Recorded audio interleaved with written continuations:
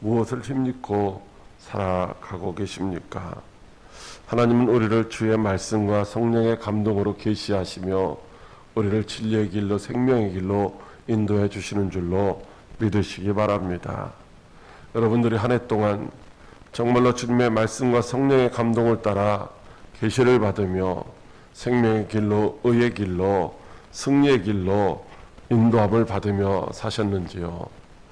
부디 남은 기간, 그리고 또 다가오는 미래의 모든 시간들 속에서도 오직 주님의 말씀과 성령의 감동하심에 순종하여서 여러분들의 그 가시는 길이 생명의 길이 되고 승리의 길이 되고 영광의 길이 되고 평강의 길이 될 수 있기를 주님의 이름으로 간절히 축복합니다.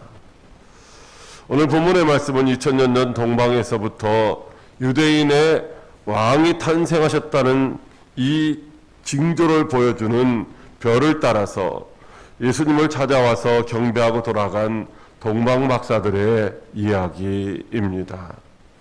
오늘 말씀은 하나님이 약속해 주신 메시아가 유대인의 왕으로 탄생했을 때에 사람들의 반응이 어떠했었는지, 그리고 오늘날 우리에게 구주로 찾아오신 예수님을 영접하는 우리들의 반응이 어떠해야 되는지를 잘 가르쳐 주시는 말씀입니다. 하나님이 이스라엘 백성들에게 메시아에 대한 약속을 해 주셨습니다. 그래서 그들의 고통이 크면 클수록, 어려움이 크면 클수록 그들을 구원해 줄 메시아를 더욱더 간절하게 소망하며 기다렸습니다. 그리고 하나님은 그 때가 되어서 약속하신 대로 메시아를 보내주셨습니다.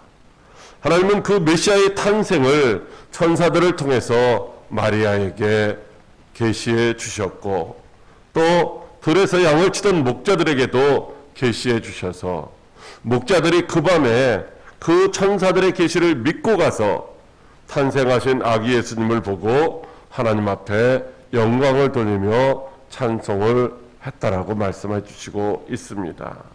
뿐만 아니라 의롭고 경건하여 이스라엘의 의로를 기다리던 시므온도, 그리고 성전에서 금식하며 기도함으로 섬기던 안나도 아기 예수님을 보고 그가 그리스도이심을 알아보고 나서 매우 기뻐하며 감사했던 것을 보게 됩니다.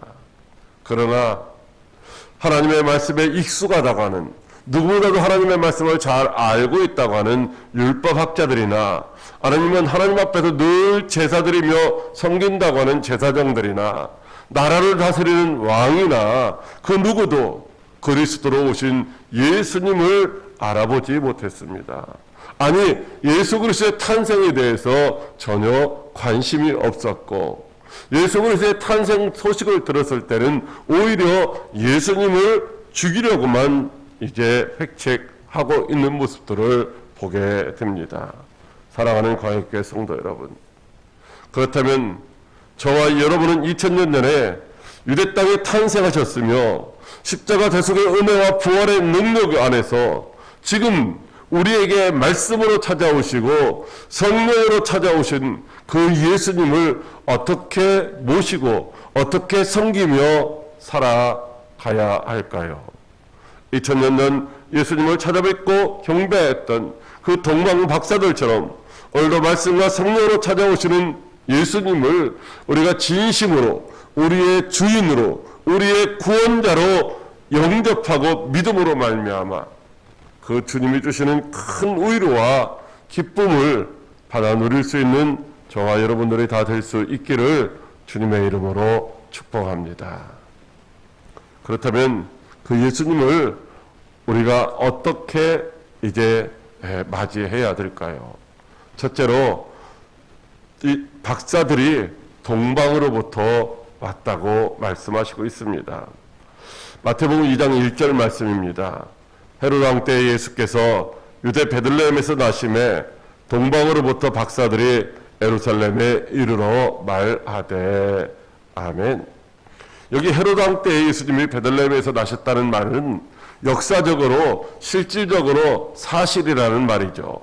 그리고 예수님의 탄생은 누가 꾸며낸 것도 아니고 역사적인 사실일 뿐만 아니라 그때 그곳에 탄생하신 예수님이 역사적으로 하나님께서 이제 보내주시겠다고 예언하셨던 그리스도라는 사실인 줄로 믿으시기 바랍니다. 그때에 동방으로부터 박사들이 예루살렘에 찾아왔습니다. 그들이 동방에서 예루살렘에 찾아온 이유가 무엇입니까? 오늘 본문 2절 말씀에 보면 동방의 박사들이 찾아와 가지고서 유대인의 왕으로 나신 이가 어디 계시냐 이렇게 묻습니다. 그러면서 찾아온 이유를 우리가 동방에서 그의 별을 보고 그에게 경배하러 왔노라 이렇게 말하고 있습니다. 그들은 동방의 박사들이며 유대 땅에 이제 태어난 메시아 즉 그리스도 유대인의 왕으로 오신 그분을 찾아서 그분에게 경배하기 위해서 왔다라고 말하고 있습니다. 그렇다면 이들이 말하고 있는 동방은 도대체 어디고 이 박사들은 도대체 무엇을 하는 사람들일까요? 여기 동방이라고 하는 말은 문자적으로 헬라어에서는 해가 떠오름이라는 그런 의미입니다. 다시 말하면 해가 떠오르는 동쪽이라고 하는 의미가 담겨져 있는 말이고요. 그러니까 여기 동방에서 왔다는 말은 이스라엘의 동쪽 어느 지방에서 왔다라고 이렇게 추측할 수가 있는 것입니다. 그리고 이 박사들은 이 박사들이라는 단어, 이 마고이라는 이 단어는 원래 별을 관측하는 사람들, 다시 말하면 뭐 좀 유식하게 말하면 천문학자라고 할 수도 있고 그냥 점술가들, 점성술사 혹은 제사장 이런 의미가 담겨져 있습니다. 그래서 많은 사람들은 이 동방에서 온 박사들을 이 이스라엘의 동쪽에 있는 그래도 천문학이 어느 정도 발달되고 나라가 부강했던 페르시아나 혹은 아라비아의 이 제사장이나 점성술사들로 그렇게 추측을 하고 있는 것이죠. 왜 그렇게 추측을 하느냐면은 유다 땅에서 살고 있었던 유대인들이 아수르의 포로로 붙잡혀가고 바벨론의 포로로 붙잡혀가서 그들이 그쪽에서 이제 고통 중에 살고 있었습니다. 그런데 그들이 민수기 14장 14절에 하나님께서 들려주셨던 그 말씀, 즉 한 별이 야곱에게서 나오며 한 규가 이스라엘에게서 일어나서 모압을 이쪽에서 저쪽까지 쳐서 무찌르고 또 셋의 자식들을 다 멸하리라고 하셨던 그 말씀을 메시아 탄생의 말씀으로 기억하면서 그들이 서로 그 이야기를 하고 또한 메시아를 기다리며 살았을 것이다 라고 하는 것입니다. 그때의 사람들이 그 말을 듣고 아하, 저 이제 한 별이 떠오를 때에 이제 그 이스라엘의 구주 즉 메시아가 탄생할 것이다 라고 하는 그런 것들을 이제 사람들이 연구를 했을 것이다 라고 하는 것이죠. 자, 그렇다면은 그들이 유대인의 왕으로 탄생하신 예수 그리스도를 경배하기 위해서 이제 얼마나 많은 길을 왔는가라고 하는 것입니다. 여러분, 이스라엘에서 가장 먼 동방이 어디인지 아십니까? 예수님이 탄생하셨던 시기는 우리 이 한반도로 말할 것 같으면 고구려, 백제, 신라 이런 시대였던 것이죠. 그리고 이스라엘에서 가장 먼 동방은 바로 신라입니다. 신라, 한국의 신라. 그리고 더 나가면 어떻게 되는 거예요? 태평양 바다잖아요. 그러니까 이스라엘에서 가장 먼 동방 끝은 바로 당시의 신라라고 하는 것이죠. 그리고 그때 신라는 별을 관측하고 연구하는 그런 것들이 첨성대를 세웠을 정도로 동양에서 가장 오래된 별을 관측하는 장소 이런 것들을 세우고 별을 관측할 정도로 이 점성술이 모든 나라 어느 나라보다도 못지않게 더 발달되어 있었다라고 하는 것입니다. 그래서 동방의 박사들을 신라에서 별을 연구하던 사제들이다라고 그렇게 말하는 사람들도 많이 있습니다. 그리고 동방의 박사는 우리가 연극할 때 항상 이 황금과 유향과 모략 세 가지 예물을 드리는 세 사람으로 나오는데 성경 어디도 동방의 박사가 세 사람이라는 말은 없어요.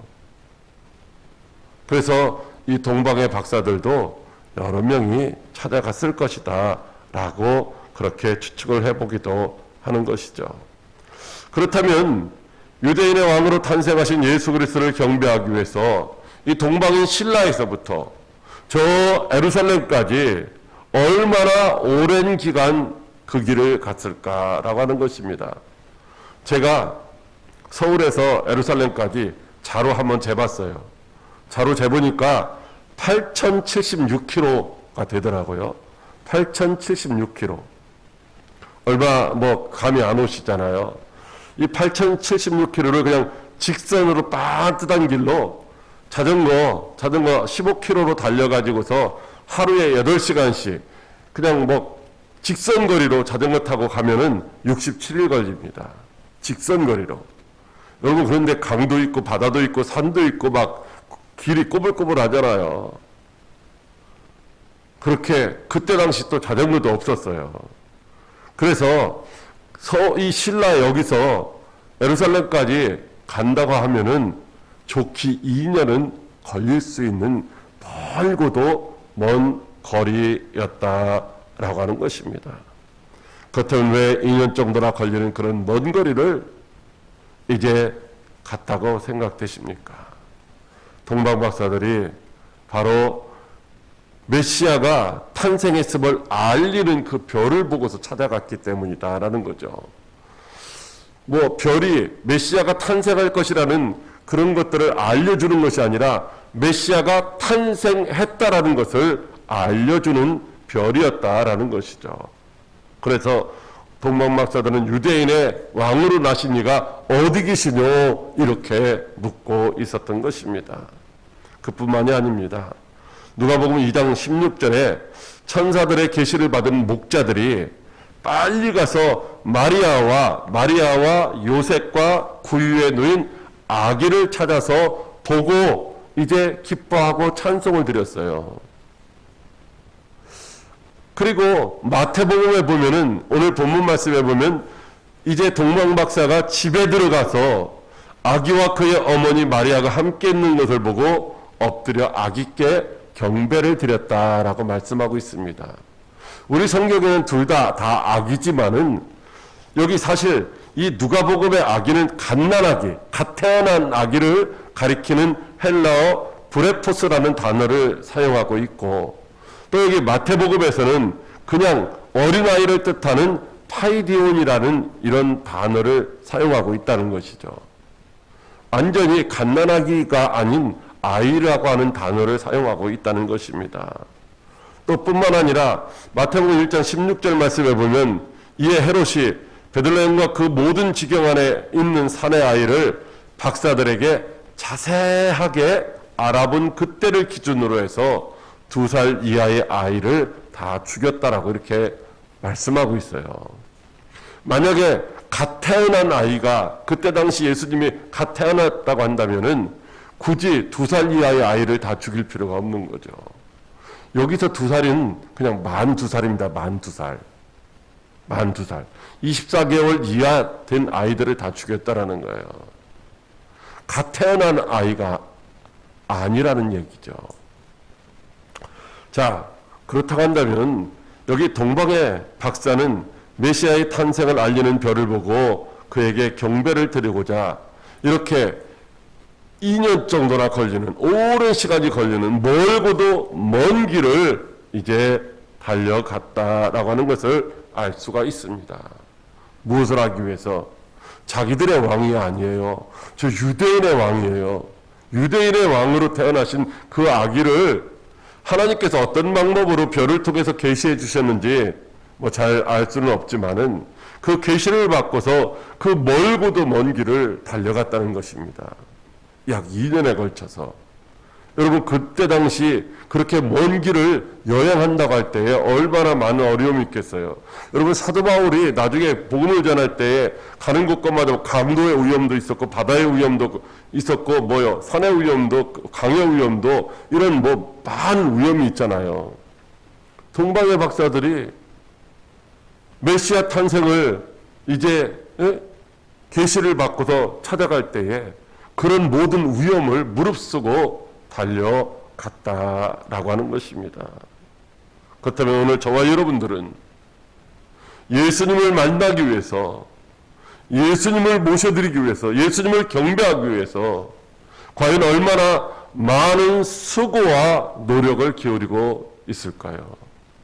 여러분, 우리는 지금 예수님을 만나기 위해서 그렇게 멀고도 먼 길을 오랫동안 가야 할 필요는 없습니다. 왜냐하면 너무나도 감사하게 예수님은 우리를 찾아와 주시기 때문인 것이죠. 오늘 말씀과 성령으로 우리를 찾아오신 그 예수님을 향하여 저와 여러분이 이 시간도 마음의 문을 활짝 여시고 그분을 진정 우리의 주인으로, 우리의 구주로 모셔드리고 언제나 주님과 동행함으로 늘 승리의 삶을 살아가는 복된 성도들이 다 되시기를 주님의 이름으로 축복합니다.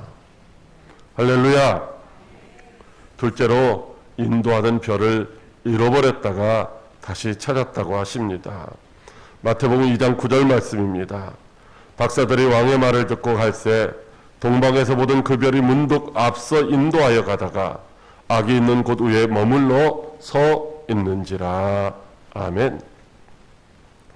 동방의 박사들이 메시아 탄생을 알리는 별을 보고 오랜 기간 멀고도 먼 길을 찾아왔습니다.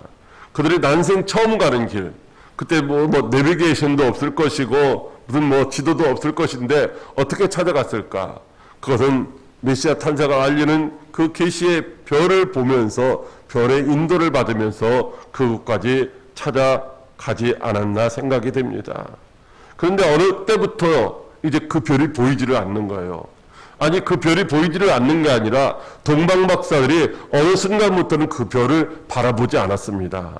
왜 그렇습니까?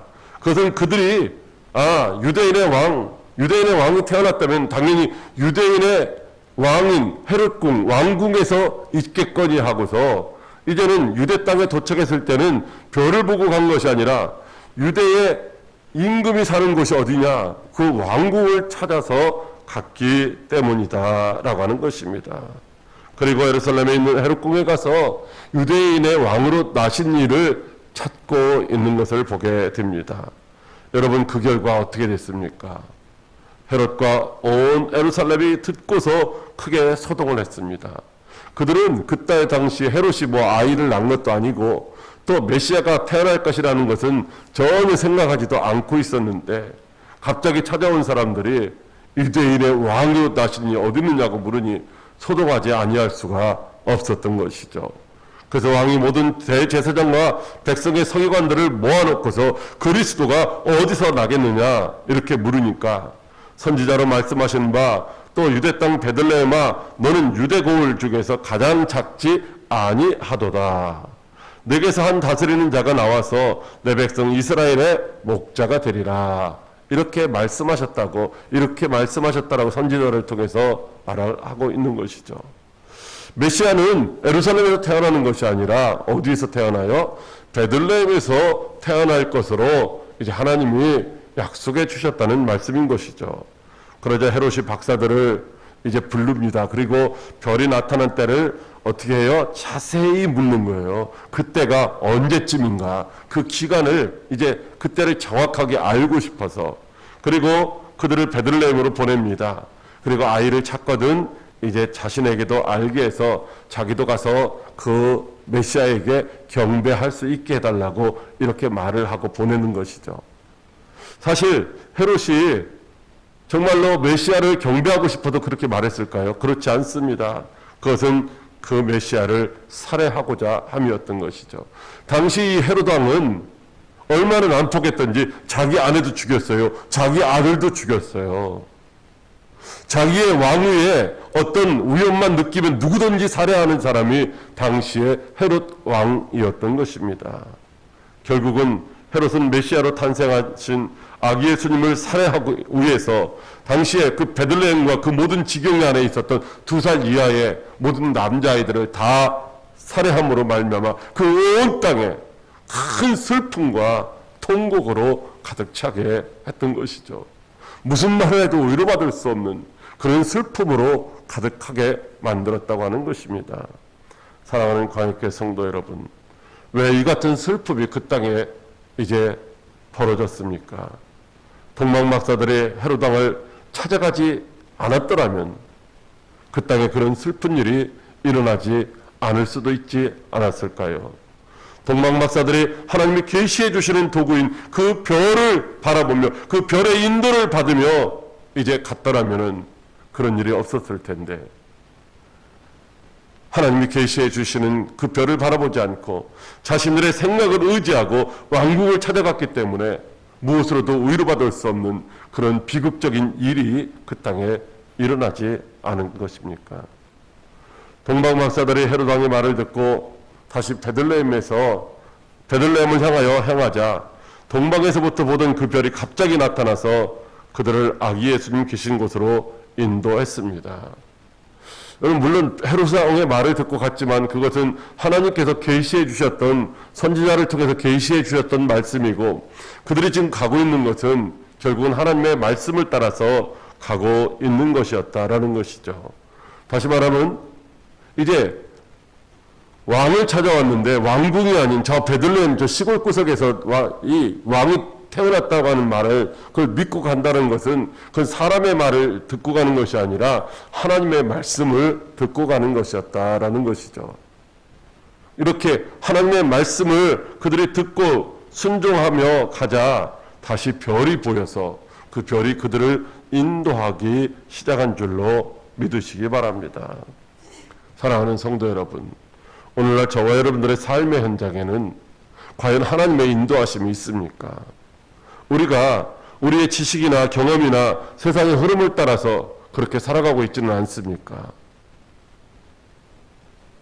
환경을 거스르면서도 도저히 세상에서 이해되지 않으면서도 하나님이 말씀하신다고 아멘하며 저와 여러분들이 순종하며 인도함을 받고 있습니까?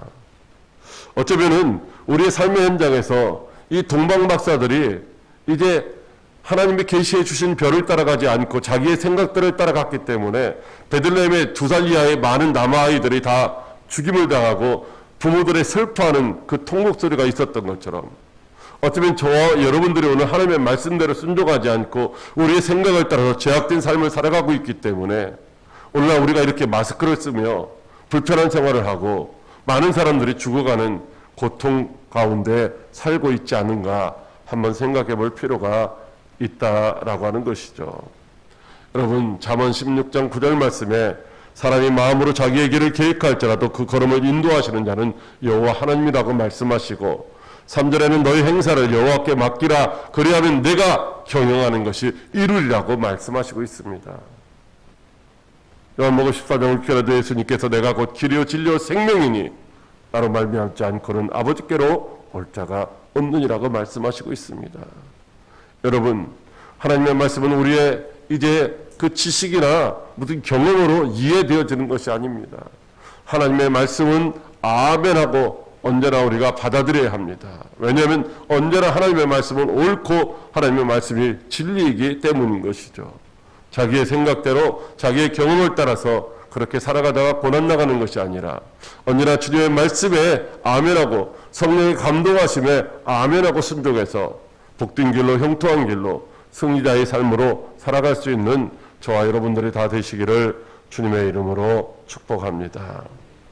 셋째로 아기 예수께 경배하였다고 하십니다. 마태복음 2장 11절 말씀입니다. 집에 들어가 아기와 그의 어머니 마리아가 함께 있는 것을 보고 엎드려 아기께 경배하고 보배합을 열어 황금과 유향과 몰약을 예물로 드리니라. 아멘. 자, 동방의 박사들이 별의 인도함을 받아 메시아로 오신 아기 예수님께 가서 이제 경배하며, 즉 엎드려서 절을 하면서 황금과 유향과 몰약이라고 하는 이 선물, 이 예물을 드렸습니다. 여러분 잘 생각해 보십시오. 자, 동방의 박사들이 다시 태어난 별의 인도를 받으면서 간 곳이 어디일까요? 거기가 베들레헴일까요? 우리는 다 그렇게 생각을 하고 있죠. 왜? 아기 예수님은 베들레헴에서 탄생을 하셨으니까요. 그런데 성경 어디에도 동방의 박사들이 찾아간 곳이 베들레헴이라는 말은 없습니다. 많은 학자들이 그렇게 생각하지만 그렇지 않을 수도 있다라는 것이죠. 왜냐하면 오늘 말씀해 보면은 그들이 베들레헴으로 가고 있는데, 베들레헴을 향하여 가고 있는데, 베들레헴에서 이제 메시아가 탄생했다라는 그 예언의 말씀이 주어졌고, 그래서 그것을 가르쳐 주었기 때문에 베들레헴으로 아기 예수를 만나러 가고 있는데, 어떻게 했어요? 갑자기 별이 나타났고, 그들이 그 별을 보고 결국은 어떻게 했어요? 크게 기뻐하였더라. 이렇게 말씀하고 있습니다. 여러분, 예루살렘에서 베들레헴까지는 약 10km 정도 됩니다. 그리 먼 길이 아닙니다. 가다가 다른 동네가 나타나지도 않아요. 그냥 곧장 가면은 예루살렘에서 베들레헴의 첫 번째 동네가 베들레헴이라는 곳이죠. 그리고 여기 베들레헴이 작지 않다라는 말은 정말 작다는 말이에요.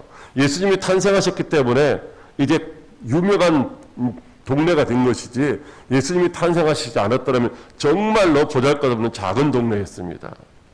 그래서 그냥 베들레헴에 가서 혹시 여기 마구간에 태어난 구유에 놓인 아이를 찾는다고 하는 것, 이것은 결코 어려운 일이 아니었다라고 하는 것입니다.